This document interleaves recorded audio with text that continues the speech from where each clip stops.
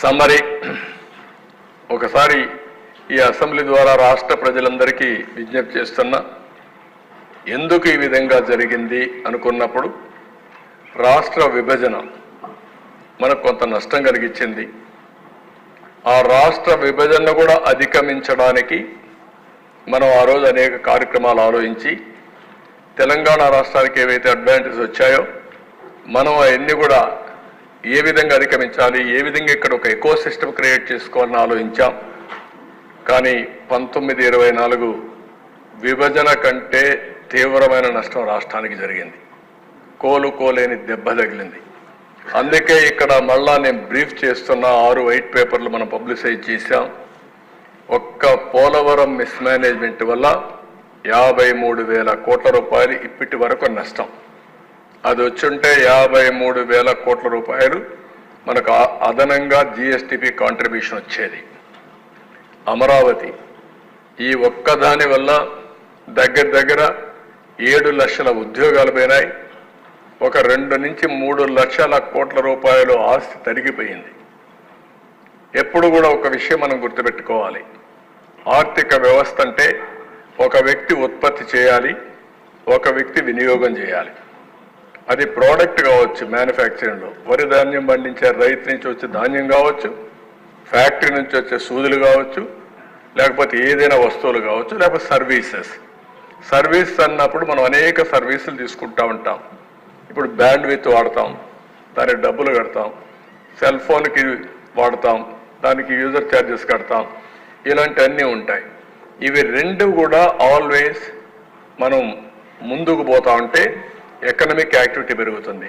ఇప్పుడు మనం ఇక్కడికి వచ్చాం, మొన్న ఒక ఆయన నాకు కనపడి ఈ గవర్నమెంట్ వచ్చిన తర్వాత నా ఆస్తుల విలువ 100 కోట్లు పెరిగింది, నేను 1 కోటి రూపాయలు అన్నా క్యాంటీన్కి ఇస్తానని చెప్పి ఇచ్చాడు.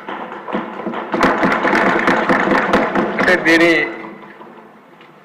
అసెస్మెంట్ ఏంటి? 100 కోట్లు పెరిగింది కాబట్టి ఉదారంగా 1 కోటి రూపాయలు అన్నా క్యాంటీన్కి దానం చేయడానికి ముందుకొచ్చాడు.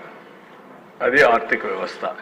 ఆ 100 కోట్లు పెరగలేదనుకోండి, తరిగిందనుకోండి 50 కోట్లు, ఈ 1 కోటి ఇచ్చే పరిస్థితిలో ఉండడు.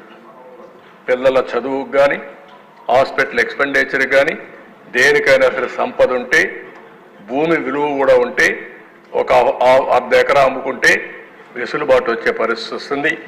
అలాంటివన్నీ దెబ్బతిన్నాం. ఇంకొక పక్క ఒక్క పవర్ డిపార్ట్మెంట్లో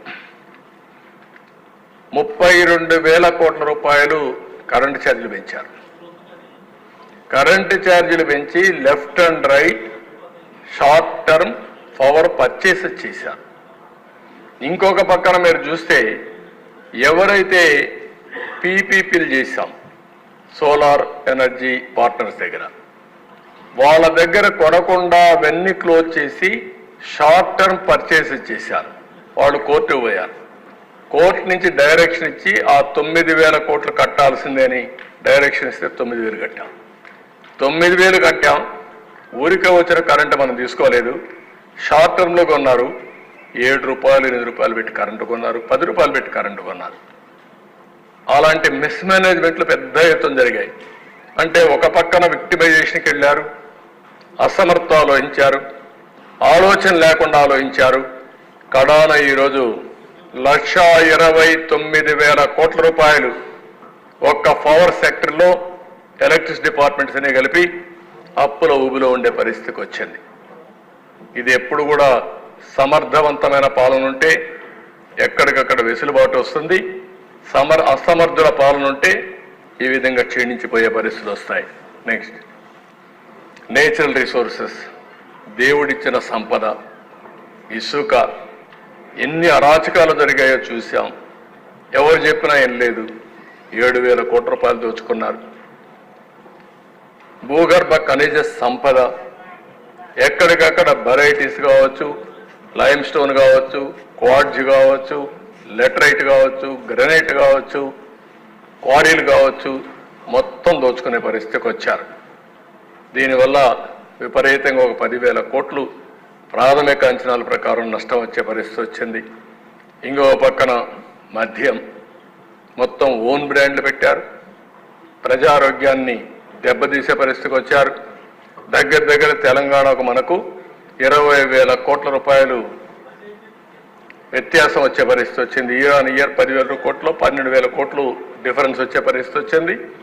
మనకు రావాల్సిన ఆదాయం 17,000 కోట్ల రూపాయలు తగ్గిపోయే పరిస్థితికి వచ్చింది. ఇక్కడ పెట్టిన బ్రాండ్లు రేట్లు చూసిన తర్వాత కర్ణాటక, తెలంగాణ, తమిళనాడు, ఒరిస్సా ఏదైతే వాళ్ళ బ్రాండ్స్ ఇక్కడ వచ్చి అమ్ముకునే పరిస్థితికి వచ్చారు. లా అండ్ ఆర్డర్ నిన్నే మాట్లాడాం. ఇవన్నీ మాట్లాడి అందరిపైన కేసులు పెట్టే పరిస్థితికి వచ్చారు.